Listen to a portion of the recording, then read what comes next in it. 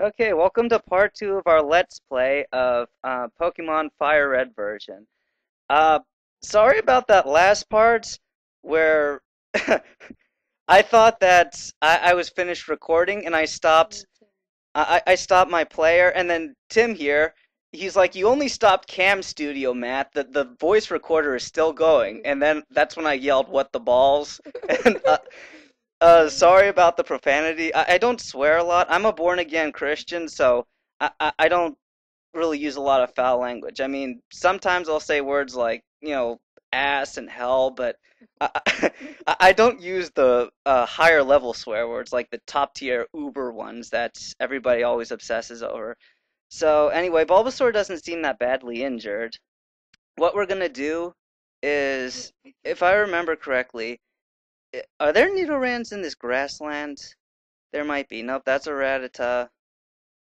I think in the earlier games there were Nidorans at Everywhere. some point. I'm starting to wonder, like, there are Mankeys here, but oh, I could be mistaken. Maybe it was Pokemon Yellow version when there were Yeah, Nidorans. And if that's the case, that's all right though.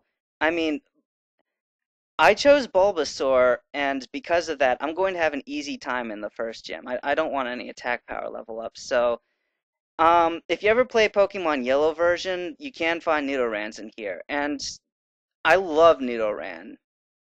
Uh, yeah. if this were Fire Emblem, then hang on, I'll get back to the Fire Emblem thing in a second. This guy says, "No, I have my coffee and I'm ready to get going." Oh, you're working on a Pokedex when you catch a Pokemon. Oh, I can do better than this.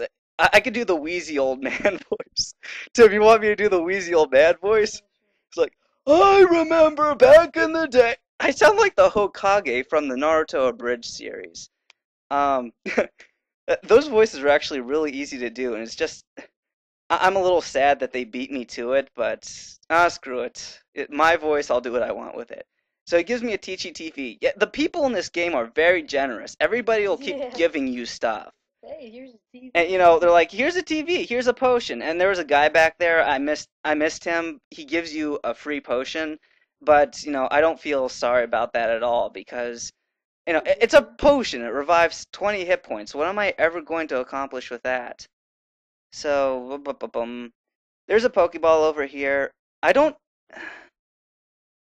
I didn't buy 10 Pokeballs at the Pokemarts because it didn't really cross my mind at the time. Tell him about the But Pokeball. I found the Pokeball right here. Let's see, what do I have in my bag? I got a potion, and oh yeah, Oak gave me 5 Pokeballs. I'm not really reading the script all that much because I've just read so much of it in the past. Like, this is literally like my 12th time playing this game. It's a very addictive game, and it's got the highest replay value ever. And speaking of highest replay values, that brings me back. Remember when I was talking about Fire Emblem?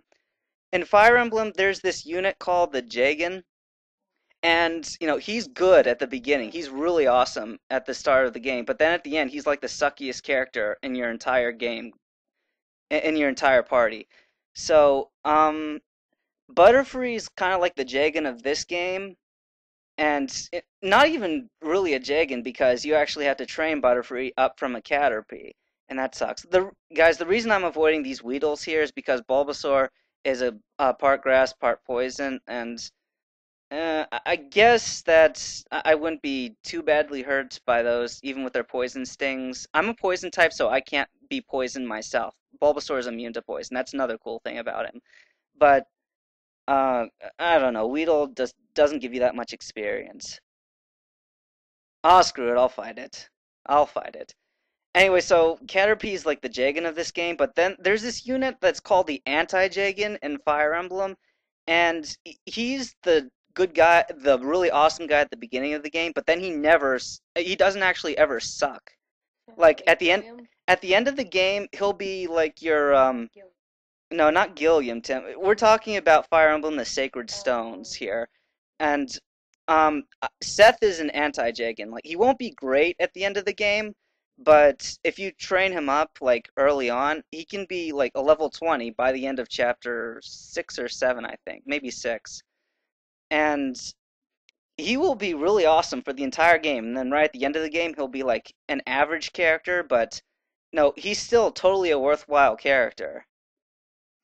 And Bulbasaur learned Vine Whip, awesome. So now the thing is, I fought a Kakuna earlier, and maybe that wasn't such a smart idea on my part because I wasted a lot of tackles. So we're gonna head back to the Pokemon Center. Hey Tim, how am I doing on time? He says I got half my time remaining, and like I said, I gotta be quick about this. The the instruments I'm using right now are Cam Studio and yeah, Tim's 850 microphone that he bought me. Happy birthday! Yes, he says happy birthday. Yeah, I'm 22 years old and I still love Pokemon. You know, what a loser, right? Anyway, anyway, where was I? Oh, right, the anti-Jagan. So Nidoran in this game, he's like the anti-Jagan, and because I'm playing Pokemon Fire Red, um, because I'm playing Pokemon Fire Reds, you're going to have the Nidoran males in the grassland in this game. There are Nidoran females, but they're really hard to find.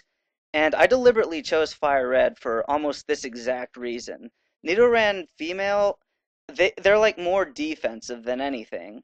They'll they can take hits, but they're not that fast and they can't hit that hard. Now, the thing is, there's this move that both, as Nidoking and Nidoqueen, they learn a move at level 22 that is effective for pretty much the entire game.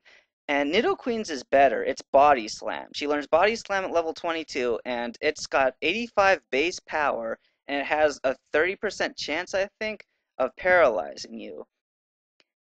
Did you know that Pokemon evolve? Yes, I did. So, Um, Tim says 3 minutes. So the paralysis thing, it's useful, but the thing is, Nidoqueen has a special ability called Poison Point, which if you hit Nidoqueen with a physical attack, chances are you'll get poisoned.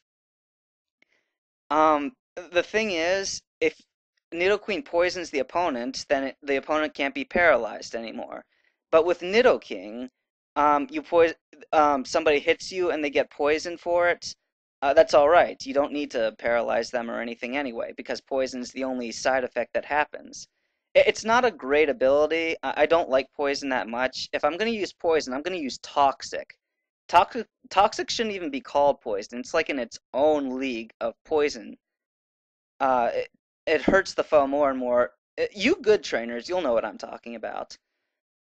So, uh, Tim's just talking about sucky Pokemon trainers. Don't mind him. I'm holding on down the spacebar a lot. I think what I'm going to do later is I'm going to just make Visual Boy Advance go into mute mode. I mean, not mute, but the sound off mode. What happens when you turn the sound off, what Visual Boy Advance does, is it'll actually automatically speed up the game. And if you've got the Pokemon Crystal ROM or like one of the Game Boy Color ROMs, it goes really fast. And it's really hard to control.